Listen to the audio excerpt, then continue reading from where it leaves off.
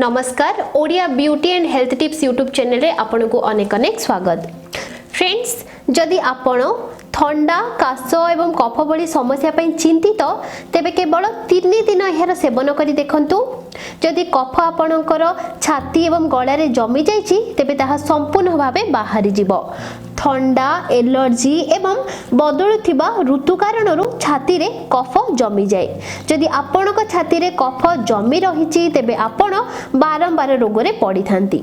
जदि आपण चाहूछंती आपणक छाती रु कफ बाहरी जाऊ एवं छाती रे केबे भी कफ जमी न रहू तेबे मु आपणक सह एक घरोई उपचार शेयर करिबी। सेथि पई हे वीडियोटी को शेष पर्यंत अवश्य देखंतु। एबे चलंतु जानि नेबा कफ भली समस्या को दूर करिबा पई आज ही रेमेडी केमिति बनेबा एवं एहार सेवन किपरि करिबा। आज ही रेमेडी बनेबा पई मु एथि नेछि तुलसी पत्र एवं अल्प अदार प्रयोग करि अछि। एहा सहित एही रेमेडी रे जेउ सब सामग्री रो प्रयोग हेबो ताहा आपनको रोसे घर बहु सहजरे मिलि जिवो। जेपरि मु आपनको एहा बनै देखेबी ठीक सेही परि आपण एहा को बनै केवल 3 दिन सेवन करी देखंतु। बहु वर्ष पुराना कफ आपणक शरीर रो बाहरी जिवो एवं आपनको बहुत रिलैक्स मिलिबो। एहा संपूर्ण प्राकृतिक घरे उपचार अटे। एथिरो आपनको कोनसी प्रकार साइड इफेक्ट देखिबा को मिलिबो नाही। समस्त इंग्रेडिएंट उपरे विशेष ध्यान दियंतु एवं वीडियोटी को संपूर्ण देखंतु। तो एबे चलंतु जानिबा आज रही रेमेडी को हमें किपरि बनेबा। तो प्रथमे आपण गोटे पात्र गैस रे बसंतु। तापरे सेथिरे 2 कप पानी ऐड करंतु। 2 कप रो अधिक पानी नियंतु नाही। आज रही रेमेडी को थरे बने 3 दिन पर्यंत आपण सेवन करि परिबे, किंतु मु आज आपण को केवल गोटे दिन पई बनै देखौछि। एहा बनेबा बहुत सहज अटे। प्रतिदिन बनै सेवन करि परिबे। जदि टाइम मिलु नाही केवल थरे बनै रखि दियंतु एवं 3 दिन पर्यंत एहार सेवन करंतु। किंतु बेस्ट रिजल्ट पई आपण एहा को ताजा ताजा बनै सेवन करंतु। एबे एठारे मु प्रथम सामग्री रो प्रयोग करिबी, ताहा हैला अदा, जहाँ आपन को रोसे घर बहुत सहजरे मिली जिवो। 1 इंच रो गोटे छोट खंड अदा नियंतु एवं ताहाकू छोट छोट पीस रे काटी एथिरे पकाई दियंतु। अदा को भल भाबरे परिष्कार करी आपण एथिरे प्रयोग करंतु। आपण चाहिले अदा को ग्रेट करी एथिरे पकाई परिबे। एठी आपण को द्वितीय सामग्री रो आवश्यकता पड़िबो, ताहा हैला तुलसी पत्र, जहाँ प्रत्येकक घर बहुत सहजरे मिली जिवो। प्रथमे आपण तुलसी पत्र को भल भाबरे धोई दियंतु। जदि आपनक पाखरे तुलसी रो बड़ पत्र रहिछि आपण 2टी पत्र एथिरे पकाई दियंतु। जदि छोट पत्र अछि तेबे 4 रु 5टी पत्र एथिरे प्रयोग करंतु। तो तुलसी रो पत्र को हम एथिरे ऐड करि नेबा। तृतीय सामग्री रो एठी आपनको दरकार पड़िबो तेज पत्र। एहा मध्ये आपनको रोसे घर बहुत सहजरे मिल जिवो। जो मानक छाती रे कफ जमा होई रहिछि से माने ही रेमेडी रे तेजपत्र निहाती रूपे ऐड करंतु। जदि केवल ठंडा काश अछि तेबे तेजपत्र रो प्रयोग एही रेमेडी रे न करिले भी चलिबो। जदि कफ जदि आपनक फुसफुस रे जमी रहिछि तेबे आपण तेजपत्र रो प्रयोग करी एही रेमेडी रे निहाती करंतु। आपण गोटे छोट साइज रो तेजपत्र नियंतु आ ताकू भल भाबरे धोई दियंतु। तापरे छोट छोट पीस करी एथिरे ऐड करि नियंतु।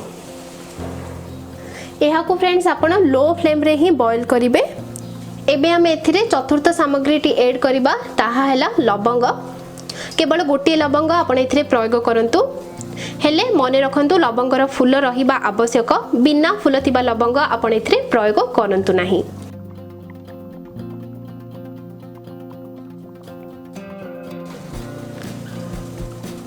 एबे आपण एथिरे गोटे रु 2टी गोलमरीच पकाई दियंतु। ताठारु अधिक गोलमरीच आपण एथिरे प्रयोग करंतु नाही। बंधुगण, एहा आपणक छाती रु कफ बाहर करि देबो एवं आपणक पेट गरम हेबाकू देबो नाही। आमे एही समस्त सामग्री ठीक मात्रा रे प्रयोग करि अछंती। एथिरु आपणको चमत्कारी फायदा देखिबाकू मिलिबो। इम्यूनिटी को मध्य शक्तिशाली करि देबो। अनेक प्रकार रे एहा आपणक शरीर पई लाभदायक हेबो। एहा आपणक ठंडा काश को ठीक करि थाए। साथी रे जो मानक कफ भली समस्या रहिछि सेमानक पई एहा रामबाण घरोई उपचार अटे। एबे आपण एठारे मिठार प्रयोग आदौ करंतु नाही। आमे एहा को भल भाबरे बॉईल करि नेबा जो पर्यंत कि हमर पानी अधा न होई जाईछि। आपण एहा को लो फ्लेम रे ही बॉईल करिवे। जेते बेले आपण को लागिबो पानी फुटी फुटी अधा ही सारिछि तेबे आपण गैस को बंद करि देबे।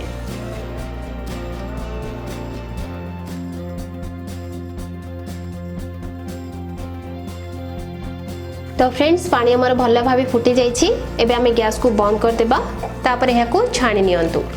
तो यह को पूरा ठंडा हेबा को देबे नाही, गरम गरम थिबो ही यह को छाणी नेबे। एबे ही रेमेडी को अल्प ठंडा करिवे। कफ भली समस्या पई आपण एथिरे गुड़र व्यवहार करंतु किंबा आपण एथिरे मोहुर भी व्यवहार करि परिबे। सबुठु बेस्ट हबो आपण एथिरे मोहु ऐड करंतु। एहा आपणको छाती रे जमा होइतिबा कफ, ठंडा, काश एवं गଳାର संक्रमण पई रामबाण होइथाय। तो एथिरे गोटे चम्मच आमे हनी को बा मोहु को एथिरे ऐड करि नेबा। मोहु जेते बेले मिसेबे ना फ्रेंड्स पानी को ठंडा हेबा को देबे, तापर ही मिसेबे। जो मानक कफ जमीची से माने मोहुर प्रयोग निश्चय करंतु। भल भाव रे को मिक्स करि नेबे। एबे जानि नेबा एहार सेवन आपण किपरि करिवे। एहा को आपण थरे सकाळ समय सेवन करंतु। सकाळु आपण जेबे चाहा पियंती ता बदल रे आपण एहार सेवन करि परिबे। देखिबे जेते भी कफ जमी थिबो ताहा बाहरी जिवो एवं एहार बहुत अधिक फायदा देखिबा को मिलिबो। एहा को आपण दिन रे 2 थर सेवन करि परिबे, सकाळे गोट थर आ संध्या रे थरे। जदि आपण को समय हेउ नाही तेबे केवल दिन को थरे आपण एहार सेवन करि दियंतु। हेले जदि आपणकर बहुत अधिक कफ जमी अछि तेबे 3 दिन पर्यंत दिन को 2 थर आपण एहार सेवन करंतु। 3 दिन रे आपणक शरीरर समस्त कफ बाहरी जिवो। जदि आपण चाहूछंती आपणक शरीर रे आ केबे कफ न जमु तेबे एहा सहित आपण को आ किछि कथार ध्यान देबा को पड़िबो।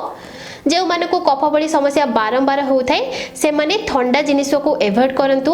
फ्रिज रु बाहर करी खाद्य पदार्थ तुरंत खांतु नाही, किछि समय बाहर रखी आपण ताहार सेवन करंतु।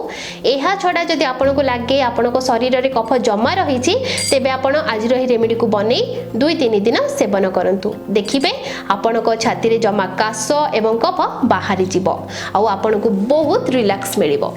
तो आशा करुच्ची फ्रेंड्स आज भिडियोटी आपण मानकु पसंद आसीथिबो। जदि पसंद आसी थाए ताहाले प्लीज वीडियो को लाइक करी निज सांग साथी रे शेयर करी नेबे आ चैनल को सब्सक्राइब करी नेबे।